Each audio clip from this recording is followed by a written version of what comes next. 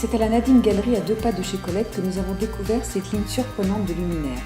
Influencé par sa formation en architecture, Henri Burstyn manipule et sculpte les formes et les matières pour fusionner avec simplicité les volumes et la lumière.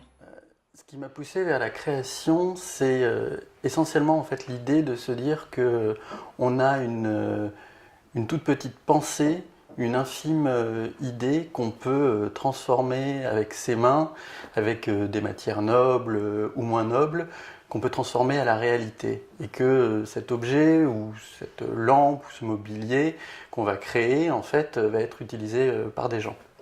Ça, c'est une satisfaction personnelle qui est vraiment importante de partir de rien et d'arriver avec quelque chose qui pourra être utilisé par des centaines de personnes, voire plus.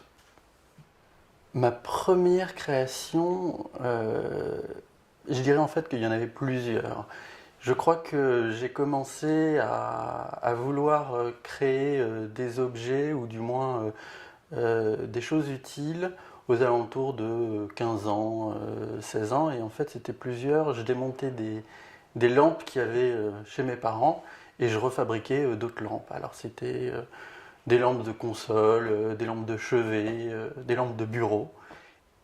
Quand je crée un objet, en fait, le point de départ de l'objet, c'est pourquoi je le crée et quelle sera sa fonction, en fait.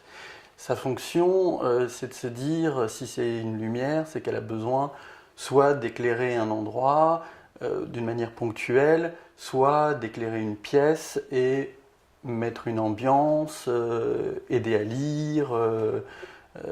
Donc l'inspiration, en fait, ou du moins le déclenchement de la démarche, vient du besoin et de la fonction qu'on va avoir avec cet objet. Ensuite, les inspirations sont des inspirations qui sont essentiellement architecturales. Donc, et pour moi, il y a 2 grands architectes qui m'inspirent. Le premier est un architecte japonais qui s'appelle Tadao Ando, qui est pour moi le génie du minimalisme, et bien sûr Le Corbusier. Alors, ensuite, la forme, moi, de mes objets, la forme proprement dite, en fait, et n'est que la suite en fait de la fonction de l'objet. J'ai compris en fait lors de ma première année d'études en architecture que le travail de la lumière était vraiment ce que j'aimais le plus. Mon premier exercice d'architecture était de trouer une boîte qui faisait 20 cm par 20 cm et d'y faire rentrer de la lumière dedans. Et en fait, grâce à cet exercice, on a compris que la lumière n'était pas juste quelque chose d'impalpable, mais que la lumière était une matière qu'on sculptait, qu'on pouvait orienter, diffuser, réfléchir. Et en fait, on pouvait créer quelque chose de magique dans cette boîte avec quelques trous.